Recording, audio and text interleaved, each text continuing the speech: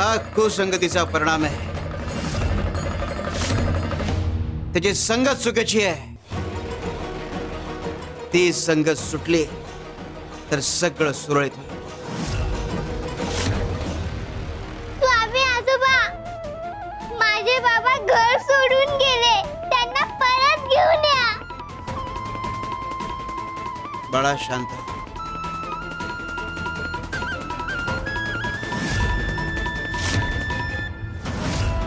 स्वामी, मी दादाची वाईट संगत सुटण्यासाठी काही करेन. आई बाबांना त्यांचा मुलगा, वहिनीला तिचा नवरा आणि सावनीला तिचे बाबा परत मिळवून देईन. स्वामी, आमचं कुटुंब पुन्हा एकत्र येईल अशी तजवीज करेन मी.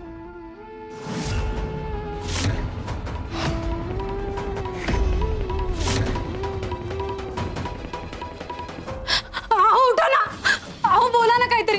अहो उठा ना. पाणी, मी पाणी घेऊन येते.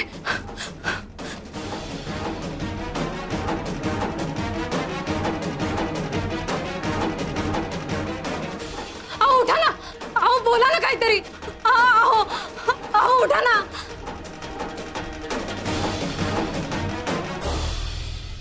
कोणीतरी वाचवा ना. मी तुमच्या पुढे हात जोडते. माझ्या नवऱ्याचा जीव धोक्यात आहे. त्याला सापाने दंश केलाय. वाचवा, कोणी आहे का? वाचवा, माझ्या मदतीला या.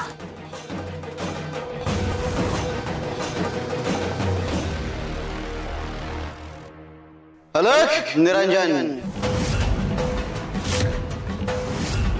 जो जैसा बोएगा वो वैसा पाएगा. तुम्ही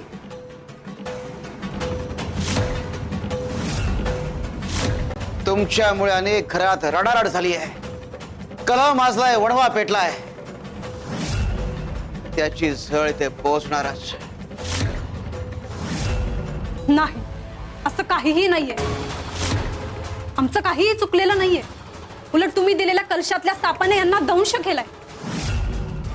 मला नक्की खात्री आहे, तो साप नक्कीच तुमच्या इशाऱ्यावर चालतो. तुम्हीच मुद्दामून केलंय ना हे सगळं. तुम्ही यांचा जीव घ्यायचा प्रयत्न केला.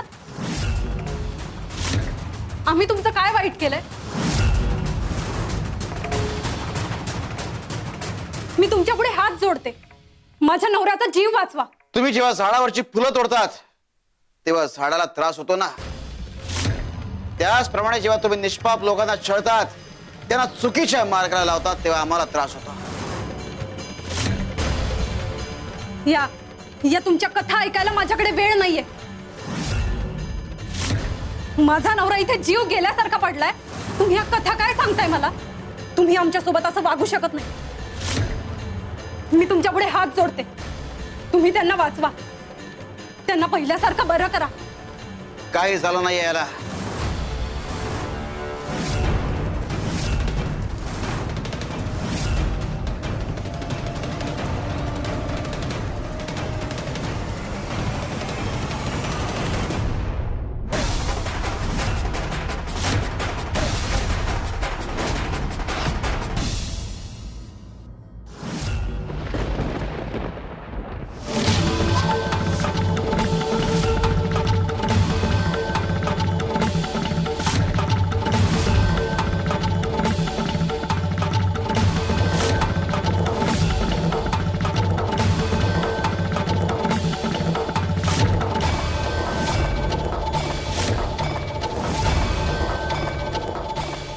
रमा, रमा, मी बरा झालो. मला काहीच नाही झालंय. तुला सर्पदंश झाला पण तुझ्या जीवावर बेतलं नाही. हा फक्त इशारा होता. पुढच्या वेळी मात्र जीव वाचणार नाही. सुज्ञ असाल तर सुधारा आणि हे उद्योग बंद करा. लोकांना त्रास देऊ नका. आणि तिला आडू इकडे.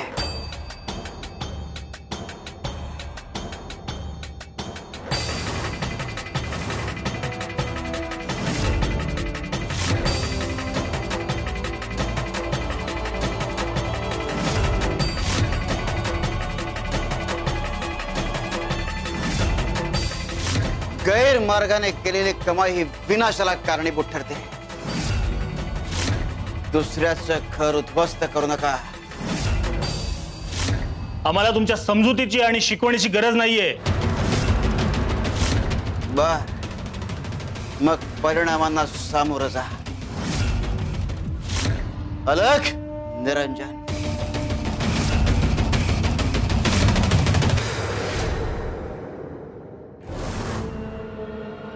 लेकरू लेकरू म्हणून जरा तू गोंधळत होतीस ना.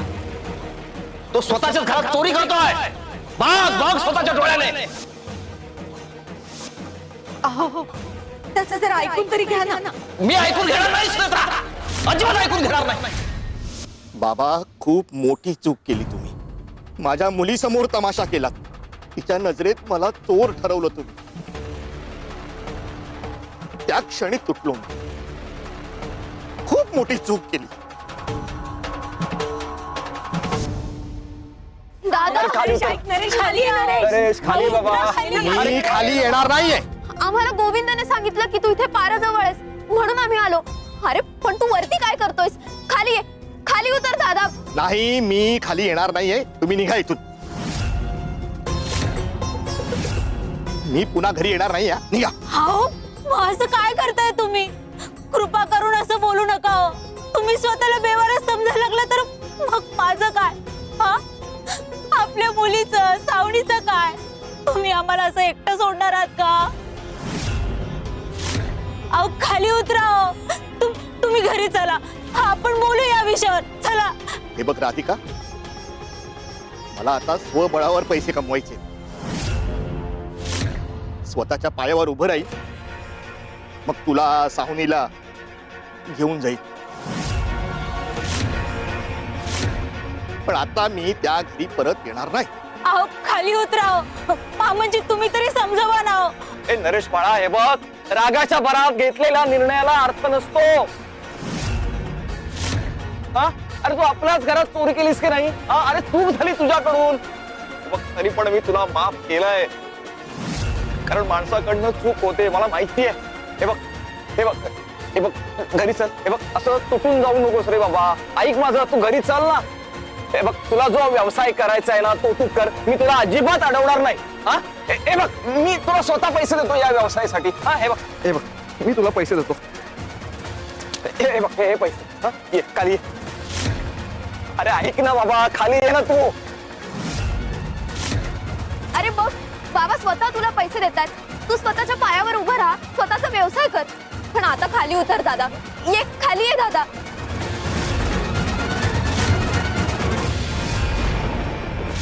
नरेश ऐक ना, बाबांचं ऐक. तू ये, खाली ये. खाली ये, आधी सगळं तुझ्या मनासारखं होईल. ये बाळा ये, असं नको वागू रे. बरं, ठीक आहे. येतो मी खाली.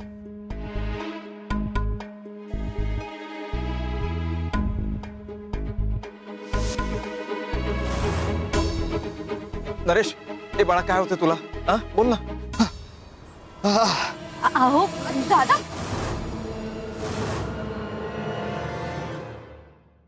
नाही, काही झालं नाहीये मला.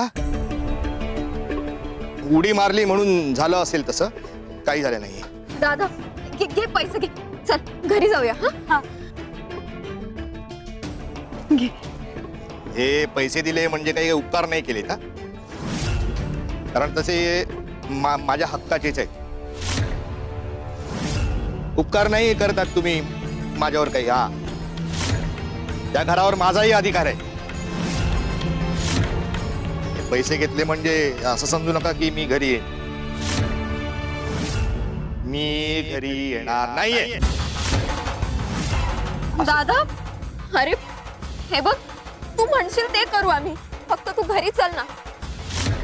हे बघ, तू असा बाहेर राहशील तर वाईट संगतीला लागशील. तुझं मन हळवाय दादा. अरे लोक त्याचा गैरफायदा घेतील. तू घरी चल ना. हा, अहो चला ना हो. शारदा, लहान बहीण आहेस, लहानच राह. उगाच आजीबाई व्हायला जाऊ नकोस. अरे तुझ्या चांगल्यासाठीच बोलतीये ना ती. त्या घरात मला चोर ठरवलं. मी दोषी नसताना माझ्यावरती आरोप केले. माझ्या माझ्या मुलीसमोर मला चोर ठरवलं तुम्ही, माझा अपमान केला आणि त्या घरात मी पुन्हा येऊ असं म्हणताय तुम्ही? नाही नाही नाही नाही नाही, मी घरी येणार नाही. कोणीही मला सांगायचं नाही. काय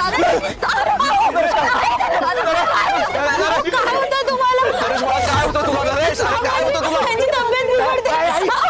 मी वैद्य पडे मी स्वतः जातो, पण तुमच्या सोबत येणार नाही. मी जातो स्वतः.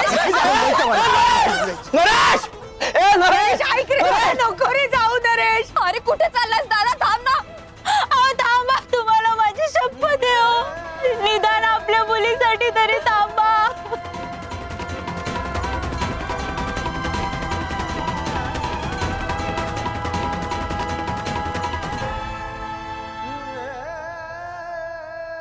मामाजी, हे सगळं तुमच्यामुळे होत आहे. तुम्ही जर त्यांना वेळेत पैसे दिले असते तर ते असे वागलेच नसते. आहो. सासूबाई.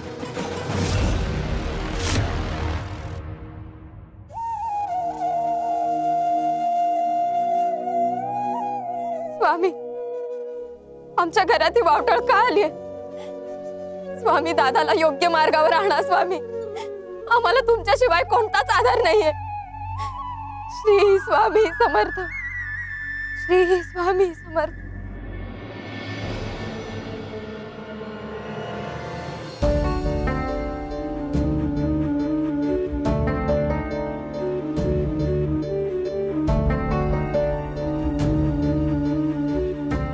स्वामी, थंडी तर अजून सुरू झाली नाहीये, मग या घोंगड्या कशासाठी?